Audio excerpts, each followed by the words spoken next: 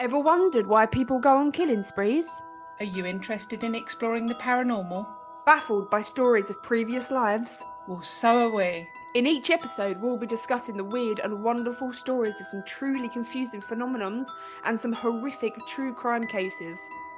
Find us on Facebook, Instagram, and TikTok, and join us every Tuesday wherever you listen to your podcasts. And be prepared to be totally and utterly perplexed.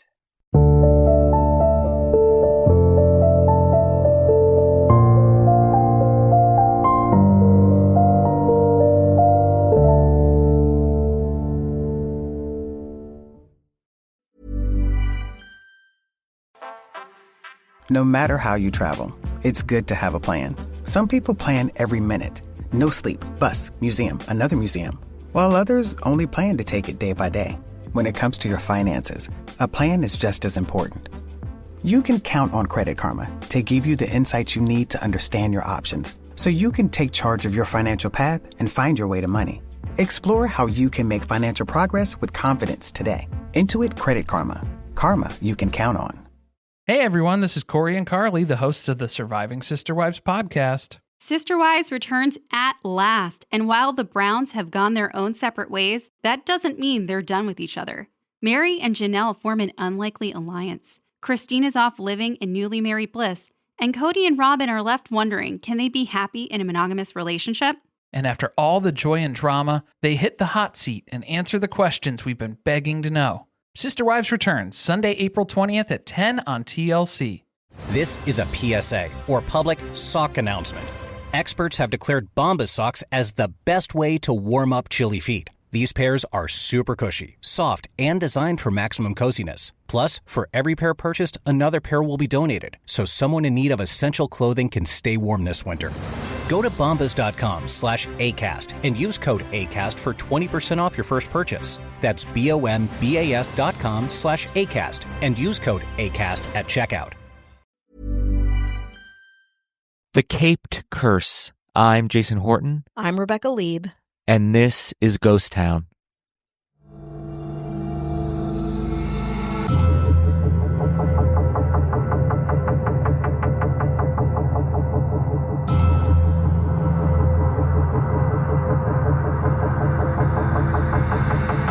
Created in 1938 by artist Bob Kane and writer Bill Finger, Batman has gone through a wide range of redesigns across all kinds of media. And while its high cultural cachet remains, there's a kind of darkness underneath the franchise, one not often talked about, one perhaps tied to the Batsuit itself. As Gavia Baker Whitlaw from the incredible YouTube channel Behind the Seams asks, quote, "Is Batman an action hero? Is he a noir detective? Is he a cartoon character for kids? Or is he a gothic avatar for childhood trauma?" From Adam West's lighthearted spandex to Ben Affleck's bulky armor, the Batsuit tells us a lot about how the character evolved and the filmmakers who chose to reinvent him. And what happens during that reinvention? Well, heavy wears the bat cape, as I like to say. Today on Ghost Town, the curse of the Batsuit. In 1939, DC Comics was on the hunt for a new flashy superhero, a memorable character who could build on the wild success of their earlier comic book hero, Superman. Editor Vin Sullivan turned to cartoonist Bob Kane for answers, an unlikely artist for what DC wanted. Kane was a gag illustrator known for the humor features Ginger Snap in More Fun Comics, Oscar the Gumshoe for Detective Comics, and Professor Doolittle for Adventure Comics.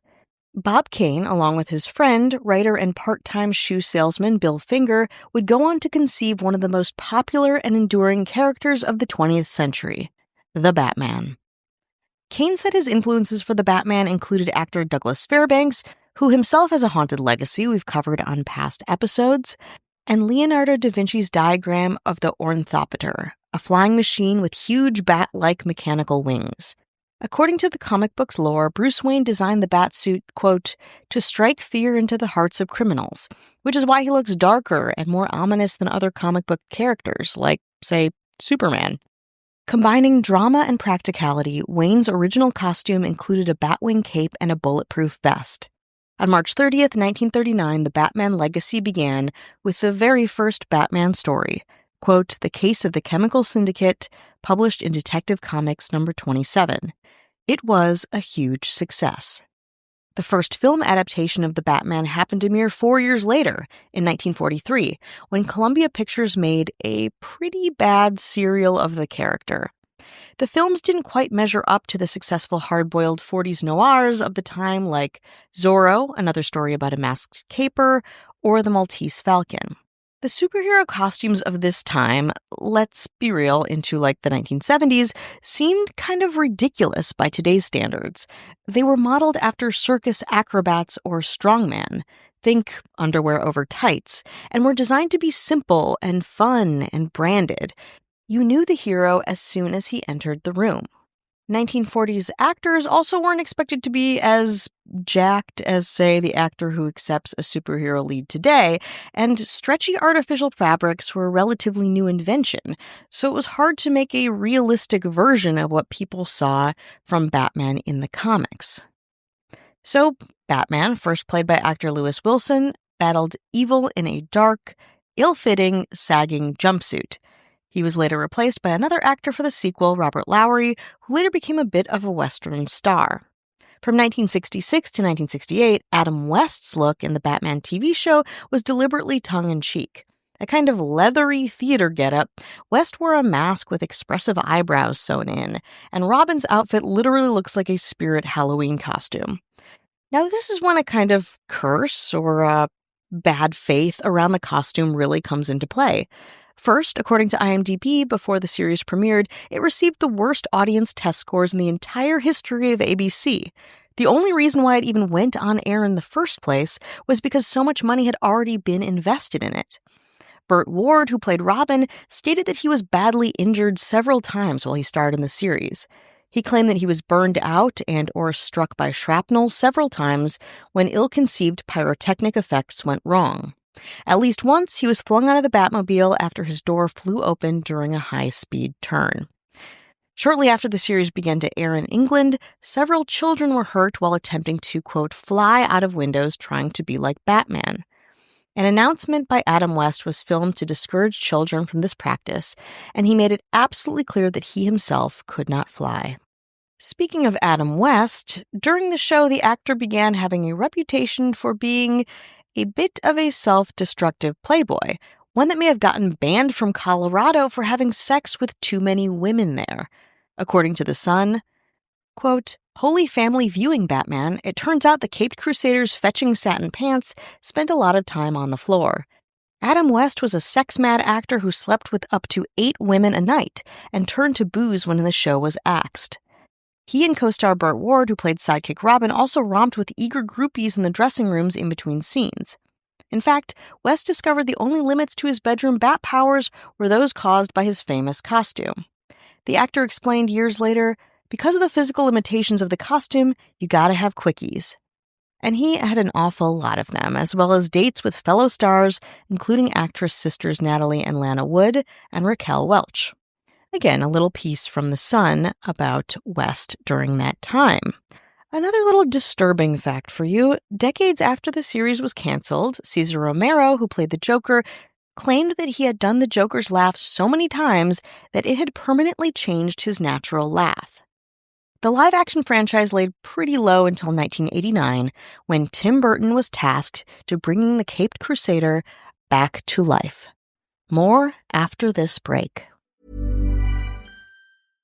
This is Paige DeSorbo from Giggly Squad. Opill is a game changer for sexual reproductive health. They're the first over-the-counter daily birth control pill available in the U.S. Finally, the days of needing a prescription to get birth control are over. Opill is FDA approved, no prescription needed, full prescription strength, estrogen-free, and available online and at most major retailers. So when there's no prescription, no appointment, there's no hassle. No more waiting at the doctor's office to get a prescription. Opill will be easily accessed over the counter, in store, or online, and will be ready for when you need it. Opill is available online and at most major retailers. Use code GIGGLY for 25% off your first month of Opill at opill.com. Hey everyone, this is Corey and Carly, the hosts of the Surviving Sister Wives podcast. Sister Wives returns at last, and while the Browns have gone their own separate ways, that doesn't mean they're done with each other. Mary and Janelle form an unlikely alliance. Christine is off living in newly married bliss, and Cody and Robin are left wondering, can they be happy in a monogamous relationship? And after all the joy and drama, they hit the hot seat and answer the questions we've been begging to know. Sister Wives returns Sunday, April 20th at 10 on TLC.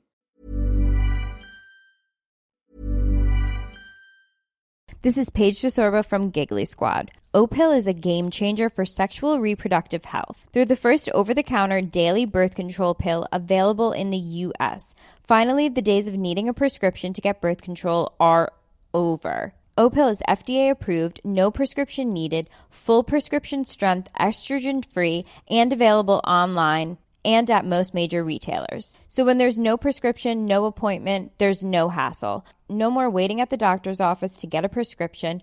Opill will be easily accessed over the counter, in store, or online, and will be ready for when you need it. Opill is available online and at most major retailers. Use code GIGGLY for 25% off your first month of Opill at opill.com. Hey everyone, this is Corey and Carly, the hosts of the Surviving Sister Wives podcast. Sister Wives returns at last, and while the Browns have gone their own separate ways, that doesn't mean they're done with each other. Mary and Janelle form an unlikely alliance. Christine is off living in newly married bliss, and Cody and Robin are left wondering, can they be happy in a monogamous relationship? And after all the joy and drama, they hit the hot seat and answer the questions we've been begging to know. Sister Wives returns Sunday, April 20th at 10 on TLC. Hi, hello, how are you? Hello. Hello, hello. We're checking in. This is a check-in. You love it. We want to say hello to anyone who's listening, supporting us, spreading the good word of Ghost Town. Thank you so much. Thank you, thank you. And those mayors, we love them. You know, they were once superheroes, once upon a time. They were. Didn't work out. Huh. This first mayor was, I'll get gas the day of instead of the night before person. Wow, they didn't even have a cool name. Okay. They had this superpower where they were like, it's a good idea to get gas 5 minutes before I have to leave for the thing in the morning. Mm-hmm. And when it didn't work out, they were like, that's all the villains out to get me. And it's like, no, it's just a bad idea. God. Why is getting gas such a I mean, I know those of you with electric cars, maybe you don't have this issue, but those of us that love supporting big oil, we love it. Well, that's our big oil loving mayor, Ashley Matson. Hello. This mayor's superhero power was, yeah, I'll try Subway again. It's not as bad as I remembered it. And it's right there, person. And then they get there and then they get it. And they're like, why do I keep doing this to myself? Mm-hmm. Mm-hmm. All the other kind of fast food adjacent establishments are the villain. But Subway is just right here. I mean, it's right in this gas station / convenience store. Why is it making me sick? Why is the bread making me sick? I don't know. But you can ask the superhero Cat Joselle about it. Hello. Jesus Christ.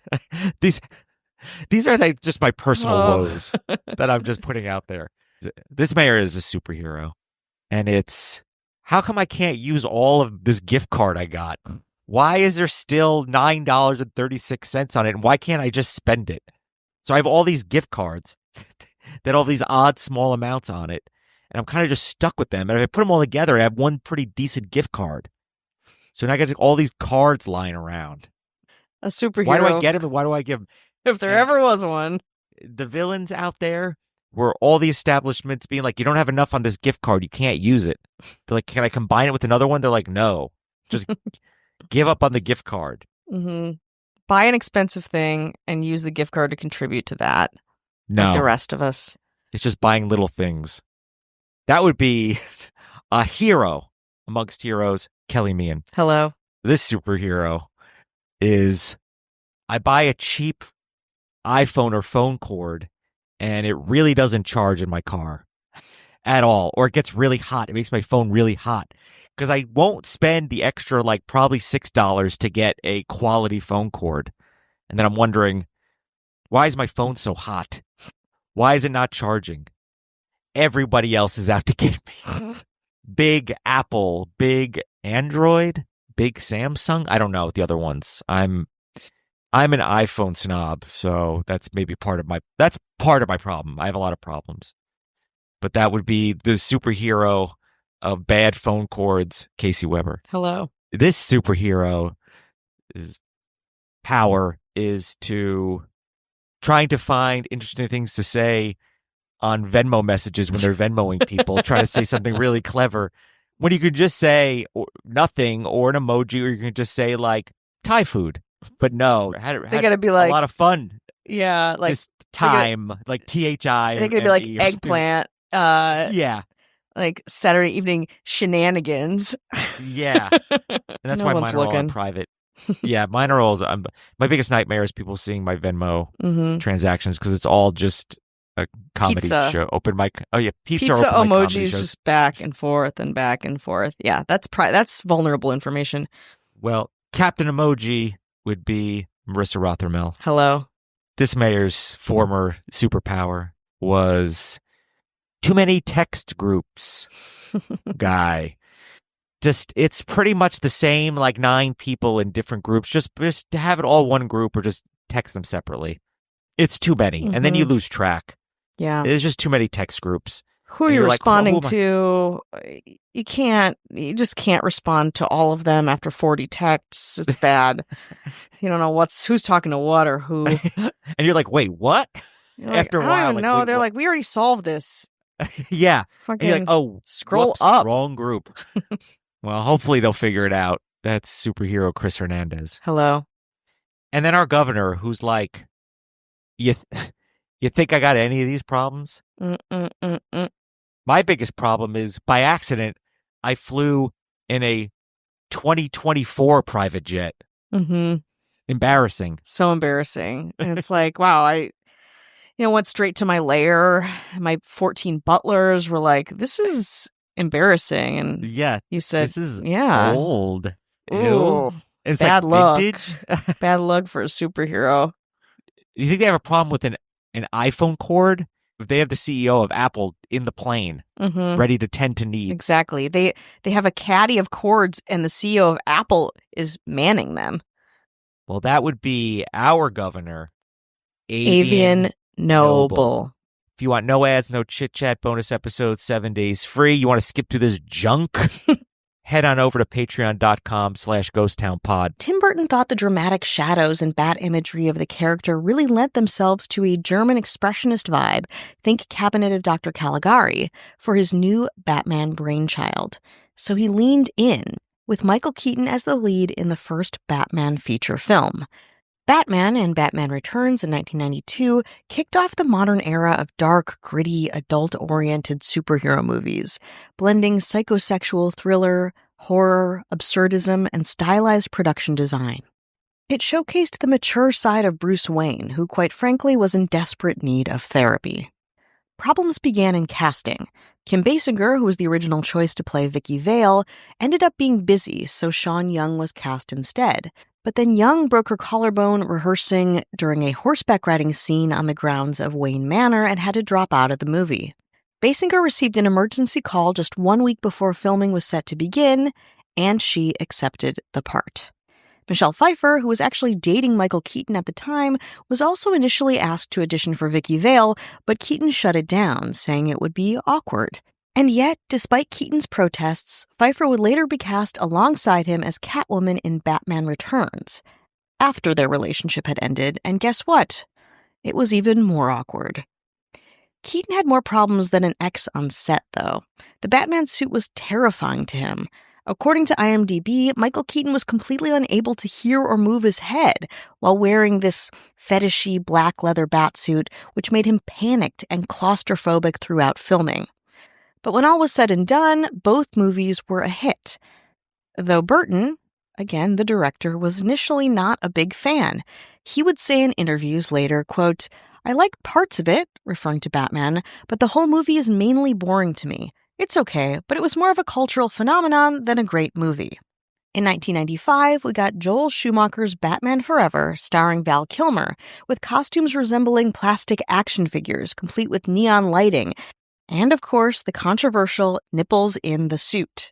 In Joel Schumacher's own words, quote, "I wanted a very sexy, a very sensual, very body-hugging suit."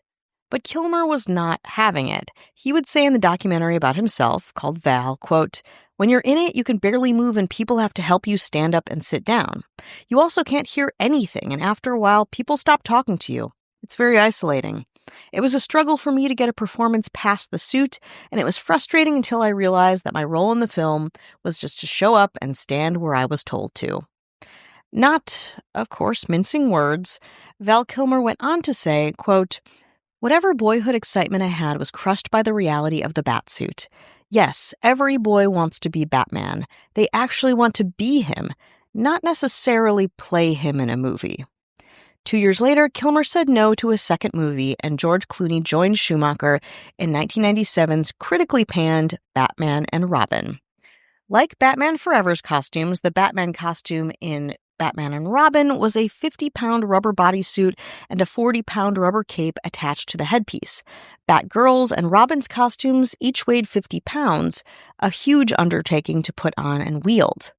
Some people called it an all-time low for the Batman franchise, not just in quality but in reception. George Clooney would say after shooting Wrapped that, quote, "I think we just killed the series," and that it was, quote, "a waste of money." He'd also been known to refund people who saw the film out of his own personal embarrassment. Warner Brothers decided not to rehire Schumacher after Batman and Robin, and the next Batman film stayed in development limbo for 8 years.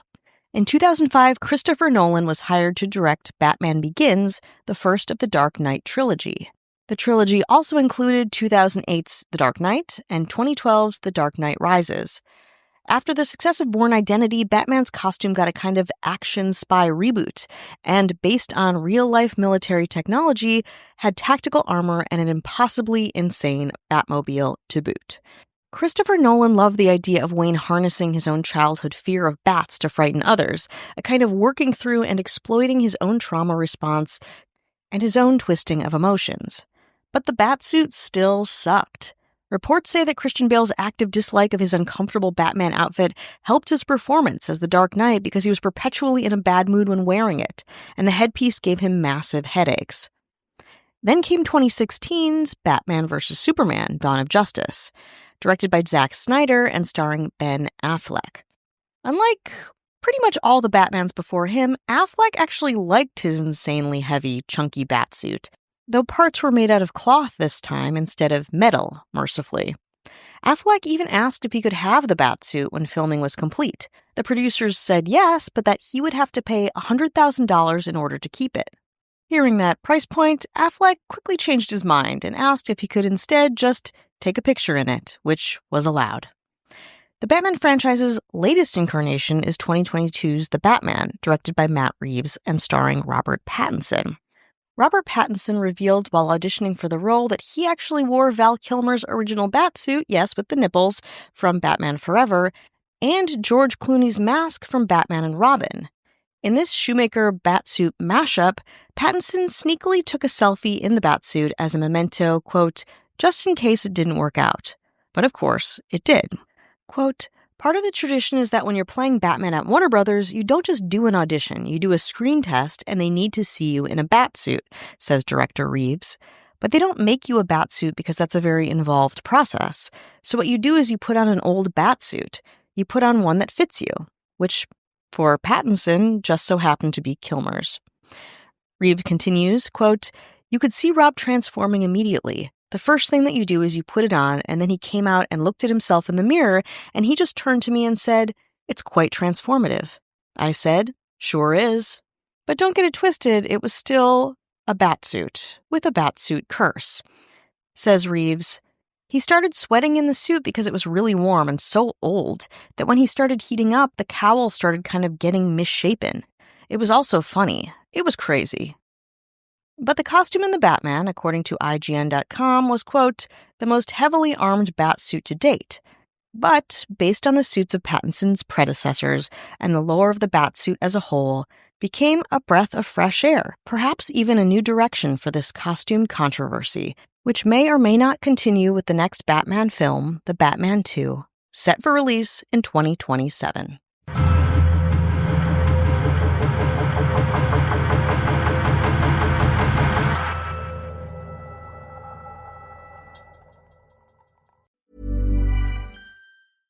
Hey everyone, this is Corey and Carly, the hosts of the Surviving Sister Wives podcast. Sister Wives returns at last, and while the Browns have gone their own separate ways, that doesn't mean they're done with each other.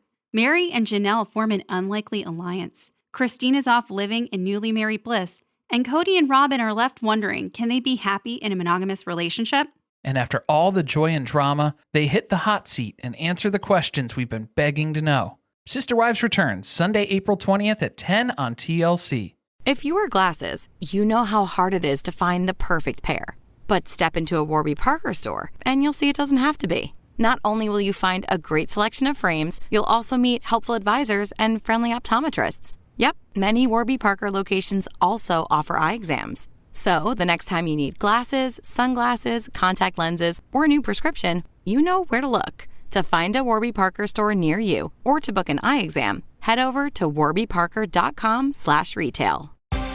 Welcome to It Takes Energy, presented by Energy Transfer, where we talk all things oil and natural gas. Oil and gas drive our economy, ensure our country's security, and open pathways to brighter futures. Every day, more oil and natural gas than you can imagine moves across the U.S. through 2.5 million miles of underground pipelines, hundreds of rail cars, and countless tanker trucks to meet the needs of our country. But did you know that pipelines are 40 times safer than rail and truck, according to government statistics? Companies like ours use state-of-the-art satellites and sophisticated control centers to monitor pipelines 24 hours a day, 7 days a week. We're dedicated to getting you the energy you need safely and reliably. Look around, and you'll see the essential role oil and gas plays in our modern lives.